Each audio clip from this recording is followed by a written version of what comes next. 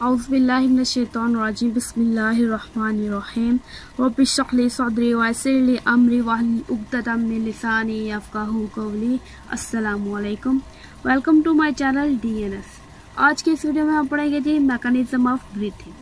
ठीक है, mechanism of breathing के हम सांस किस तरह से अंदर और बाहर लेकर जाते हैं। ठीक है, अब अभी आपको इसी सेंटेंस में आपका जवाब आपका कुछ मौजूद है कि ब्रीदिंग के आगे से क्या है, दो हिस्से मौजूद होंगे उस प्रोसेस के। ठीक है, ब्रीदिंग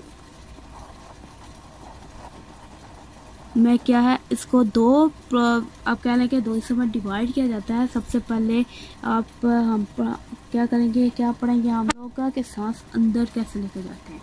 ठीक है, अब जो सांस अंदर लेके जाना है उसके लिए हम टर्म यूज करते हैं इनहेलेशन। ठीक है, या फिर इंस्पिरेशन। और दूसरी टर्म हम यूज करते हैं सांस बाहर निकालना। ठीक है, एक है जी एक्सहेलेशन। ठीक है, और एक्सपिरेशन। तो ये क्या है जी, ब्रीथिंग के दो आगे से दो हिस्सों में इसको ये डिवाइड किया। और सोचेंगे कितना दूर दूर लिखने की क्या जरूरत है, तो हम इधर ही इसको इन दोनों को समझ लेंगे इंशाल्लाह। अच्छा जी, इनहेलेशन और इंस्पिरेशन ये कैसे होगी, मतलब हवा हमारे अंदर कैसे और क्यों जाएगी। ठीक है, अब क्या है कि जी वो हम सांस ले रहे हैं उसको अंदर खींच रहे हैं, तो अब देखते हैं एक एग्जैक्ट जो मैकेनिज्म है। ठीक है, वो देखते हैं। होता क्या है कि जो रिब मसल्स हैं, ठीक है, रिब मसल्स कौन से थे जी, क्या नाम था इनका, इंटरकॉस्टल मसल्स। ठीक है, और दूसरा क्या है हमारे पास, डायाफ्राम।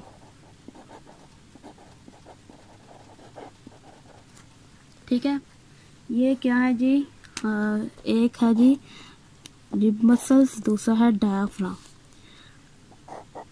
रिब मसल क्या करते हैं, कंट्रैक्ट होंगे। ठीक है, सिकुड़ेंगे और कंट्रैक्ट करने के बाद ऊपर की तरफ उठ जाएंगे। ठीक है, कंट्रैक्ट करेगा जिसकी वजह से रिब केज ऊपर की तरफ उठेगा। ठीक है, रिब केज राइज अप। ठीक है, उसी दौरान जब क्या होगा, रिब केज ऊपर की तरफ उठेगा। ठीक है, उसी वक्त या फिर ये कह लें कि साइमल्टेनियसली होती हैं। ठीक है, उस तरह क्या होगा, रिब मसल कंट्रैक्ट करेगा, उधर डायाफ्राम कंट्रैक्ट करेगा, वो सिकुड़ेगा। ठीक है, वो उसके अंदर खिंचाव की कुवत होगी, खिंचे यानी कि मस्कुलर है ना। ठीक है, तो कंट्रैक्ट होगा तो क्या हो जाएगा, लोअर डाउन नीचे की तरफ मूव कर जाएगा।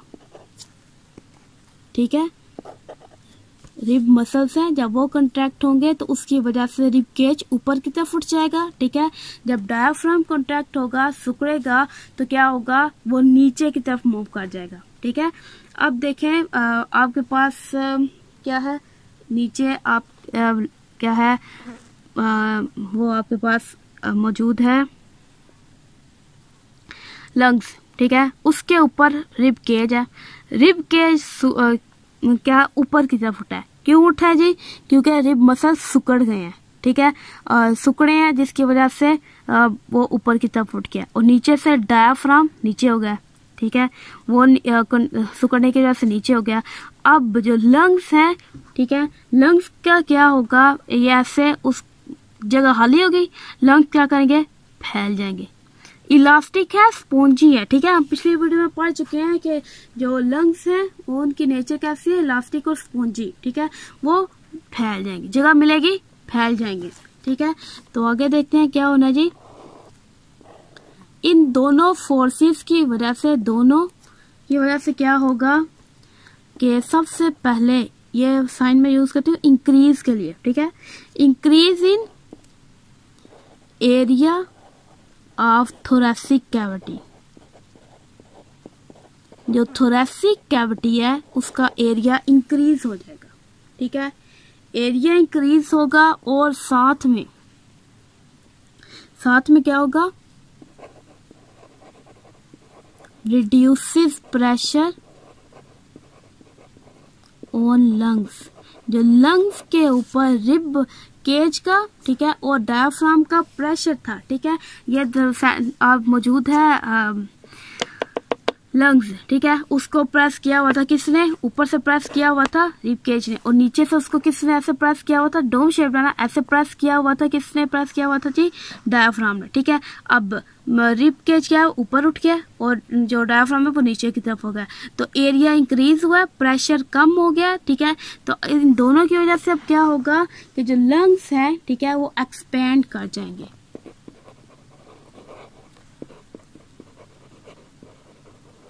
ठीक है, लंग्स एक्सपेंड कर गए हैं तो क्या होगा, एयर प्रेशर कम हो जाएगा। लंग्स के अंदर एयर प्रेशर क्या होगा, कम हो गया। ठीक है, अब बाहर हवा का प्रेशर ज्यादा है, बाहर मतलब आपके आउटसाइड द बॉडी। ठीक है, हवा का प्रेशर ज्यादा है, अंदर कम हो गया, तो उसको इक्वलाइज करने के लिए, इक्विलिब्रियम पे लाने के लिए क्या होगा, हवा जल्दी से अंदर की तरफ मूव कर जाएगी।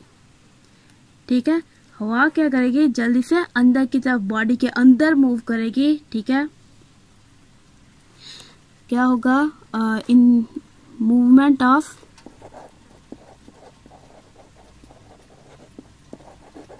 Air into the lungs, lungs के अंदर चली जाएगी।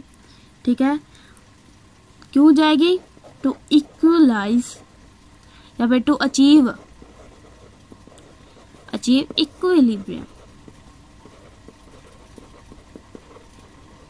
ठीक है, इक्विलिब्रियम अचीव करने के लिए क्या होगा, वो अंदर चली जाएगी। ठीक है, ये मैं एरोस लगा रहा हूँ, अगर कहते तो रिपीट कर देती हूँ। रिब मसल्स और डायफ्राम क्या होंगे, दोनों कंट्रैक्ट करेंगे। रिब मसल्स की कंट्रैक्शन की वजह से रिब केज ऊपर की तरफ उठ जाएगा। ठीक है, और जो डायफ्राम है वो कंट्रैक्ट होकर नीचे चला जाएगा। ये डायग्राम है, ये मैंने हाफ में है। ठीक है, समझाने के लिए ये दो आपके क्या है, लंग्स हैं। ये आपके दोनों क्या है जी, लंग्स हैं। और ये रिब्स मैंने बनाई है, सिर्फ 4 बनाई है, वो भी एक तरफ। ठीक है, यहाँ पर 12 रिब्स होती है एक तरफ और 12 रिब्स होती हैं एक तरफ। ठीक है, और सेंटर में एक हड्डी होती है। ठीक है, जिसको हम कहते हैं स्टर्नम। ठीक है, अब इस हड्डी के साथ ये जुड़ी हुई होती हैं। ठीक है, एक्सेप्ट टू लास्ट 2 वाली जो होती हैं। ठीक है, ये सारे 10 के 10 जो हैं ये इसके साथ इस तरह से जुड़ी हुई हैं, और इधर भी ये इस तरह से जुड़ी हुई हैं। ठीक है, और ये 10 के 10 जुड़ी होंगी और ये लास्ट वाली इस तरह से फ्यूज होके इसी के साथ जुड़ी होती है। ठीक है, तो ये कुछ इस तरह से ना, ये क्या बना होता है, एक रिब केज बना हुआ होता है। ठीक है, और ये नीचे आपके क्या है, डोम शेप डायाफ्राम। ठीक है, रिब केज ऊपर की तरफ उठा है। ठीक है, ऊपर ऐसे क्लोज था, ऊपर उसने प्रेशर डाला हुआ था। ठीक है, वो ऊपर की तरफ उठेगा और ये डायाफ्राम नीचे की तरफ मूव करेगा। ठीक है, इसकी वजह से जो अंदर जगह खाली हो जाएगी। ठीक है, जगह खाली होगी, यानी कि जगह खाली होने का मतलब हमने क्या उसका लिखा है, increase in area of thoracic cavity, area increase होगा। ठीक है, लंग्स के ऊपर प्रेशर कम हो जाएगा, तो उसकी वजह से प्रेशर कम हुआ है। ठीक है, तो इन दोनों की वजह से जो लंग्स है वो एक्सपैंड कर जाएंगे। अब लंग्स एक्सपैंड कर गए। ठीक है, अब ये कह लें कि गुब्बारा है, गुब्बारे के अंदर आपने थोड़ी सी हवा भरी और किसी वजह से वो फिर से फूल गया, मतलब आपने उसका साइज इतना उसको फुला के किया। ठीक है, लेकिन टेम्परेचर की वजह से आप क्या लें, ठीक है, बस टेम्परेचर की वजह से होता है, उसका साइज हो गया जी ये इतना। ठीक है, अगर टेम्परेचर ना हो, वैसे वो किसी वजह से फूल जाए, ठीक है, तो तो उसके अंदर एयर कम होगी, बाहर एयर ज़्यादा, तो वो एयर अंदर की तरफ मूव करेगी। ठीक है, तो ये सेम केस होता है लंग्स के साथ। लंग्स एक्सपैंड किए हैं तो एयर प्रेशर क्या होगा, डिक्रीज हुआ। डिक्रीज होने की वजह से जो बाहर वाली एयर है वो क्या करेगी, इक्विलिब्रियम की वजह से, ठीक है, तो जो इक्विलिब्रियम वो अंदर की तरफ मूव करेगी। ठीक है, तो इस तरह से हम क्या करते हैं, हमें सांस अंदर लेकर गई। ठीक है, तो ये है ब्रीथिंग का पहला स्टेप, इनहेलेशन या फिर इंस्पिरेशन। क्लियर है। अब जी एक्सहेलेशन पे आ जाते हैं कि हम हवा बाहर कैसे निकालते हैं। ठीक है जी, एक्सपिरेशन में सबसे पहले सेम चीजें वही हैं। ठीक है, ये कह रहे हैं कि सेम वही रहेगी। ठीक है, बस बिल्कुल थोड़े से चेंजेस होंगे। ठीक है, अब वो चेंजेस कौन सी हैं देखते हैं जी।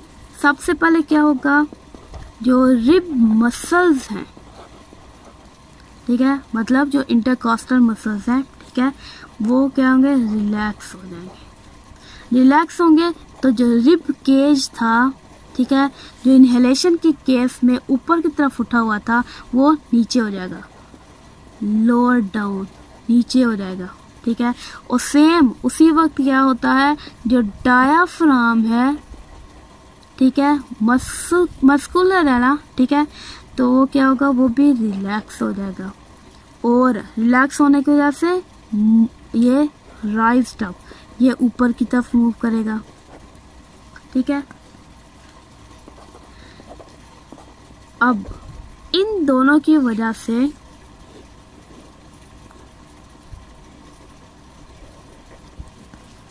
क्या होगा, जो थोरैसिक कैविटी का एरिया है, ठीक है, वो डिक्रीज हो जाएगा। ठीक है, decrease in area of thoracic cavity. और साथ में क्या होगा, प्रेशर, जो लंग्स के ऊपर जो प्रेशर है वो इंक्रीज हो जाएगा। ठीक है, increase in pressure of lungs. ठीक है, अब इन दोनों की वजह से क्या होगा, जो आपके पास जो लंग्स हैं वो कंट्रैक्ट कर जाएंगे।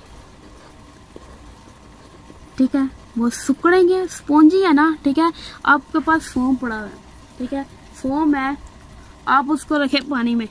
ठीक है, मतलब यहाँ पर इनहेलेशन में क्या हुआ, वो हवा से भर गए हैं। ठीक है, जो बाहर फेफड़े हैं वो हवा से भर गए हैं। तो अब ये एग्जांपल ये कर लें कि एग्जांपल ये ले लें, लंग्स की जगह हमने फोम लिया है। ठीक है, फोम किस चीज़ से, उसको पानी से भरे, जब आप उसके ऊपर प्रेशर डालेंगे तो उसके अंदर उसका जो सारे का सारा पानी है वो निकल जाएगा। तो सेम केस लंग्स के साथ होगा। लंग्स जब कंट्रैक्ट करेंगे, ठीक है, तो जो एयर है वो एक्सपेल्ड आउट, अंदर से बाहर निकाल दी जाएगी। ठीक है, तो इस तरह से क्या हुआ जी, जब आप सांस बाहर निकालते हैं तो हवा बाहर आती है। ठीक है, क्लियर है। ये था जी एक्सहेलेशन और इनहेलेशन। ठीक, ये सारा हमारे पास क्या था, मैकेनिज्म ऑफ ब्रीथिंग। ठीक है, क्लियर हो गया। अब हम देखते हैं जी, कोई स्पेसिफिक आ गया ना, मतलब नेक्स्ट थोड़ा सा नॉलेज है जो आपका पढ़ना जरूरी है। ठीक है, सबसे पहले देखें जी, जो हम रेस्ट की हालत में, ठीक है, रेस्ट की हालत में और एक्सरसाइज जब हम करते हैं, ठीक है, मतलब जब हम रेस्ट कर रहे होते हैं उस वक्त हमारा सांस लेने का जो उसकी जो स्पीड है, ठीक है, यानी कि 16 से 20 दफ़ा हम 1 मिनट में 16 से 20 दफ़ा हम क्या करते हैं, सांस लेते हैं।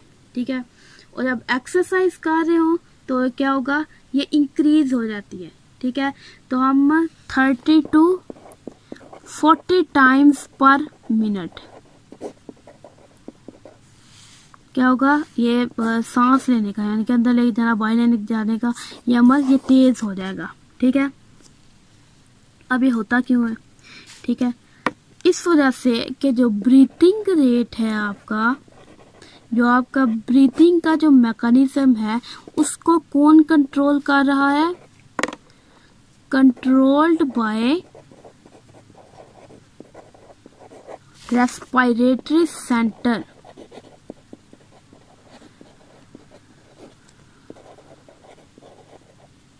In brain. ठीक है, जो दिमाग में हमारे रेस्पिरेटरी सेंटर मौजूद है वो कंट्रोल करेगा। ठीक है, अब वो कैसे कंट्रोल करता है? जब हम एक्सरसाइज करते हैं ना, ठीक है, हम क्या करते हैं, एक्सरसाइज करेंगे। एक्सरसाइज की वजह से क्या होगा, हमारी बॉडी ज्यादा से ज्यादा एनर्जी यूज करेगी। ठीक है, एनर्जी यूजेज ज्यादा हो जाएगा। एनर्जी यूजेज ज्यादा हो जाएगा तो उसकी वजह से एनर्जी कम ना हो जाए, इस तरह से सेल्स क्या करेंगे, रेट ऑफ जो सेलुलर रेस्पिरेशन का अमल है उसको तेज कर देंगे। ठीक है, सेलुलर रेस्पिरेशन को ज्यादा से ज्यादा सेलुलर रेस्पिरेशन होगी। ठीक है, और क्या होगा जी, जो उसके बाद कंसंट्रेशन ऑफ कार्बन डाइऑक्साइड, ठीक है, वो इंक्रीज हो जाएगी ब्लड में। ठीक है, खून में कार्बन डाइऑक्साइड की मिकदार ज्यादा हो जाएगी। क्यों? क्योंकि सेलुलर रेस्पिरेशन से जो कार्बन डाइऑक्साइड बन रही है वो ब्लड में चली जाएगी। ठीक है, अब कार्बन डाइऑक्साइड की मिकदार के बढ़ने की वजह से क्या होगा कि जो रेस्पिरेटरी सेंटर है ब्रेन का वो एक्टिव हो जाएगा।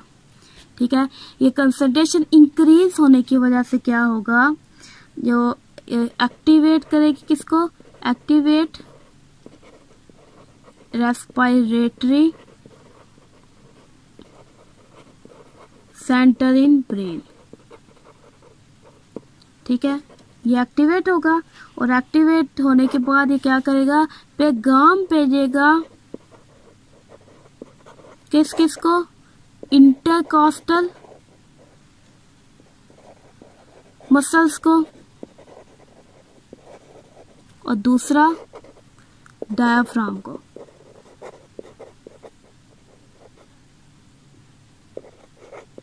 ठीक है, अब ये दोनों क्या करेंगे, मिलकर क्या करते हैं, ब्रीदिंग रेट इंक्रीज कर देते हैं, यानी कि सांस लेने का जो हम क्या, उसकी रफ्तार तेज हो जाएगी।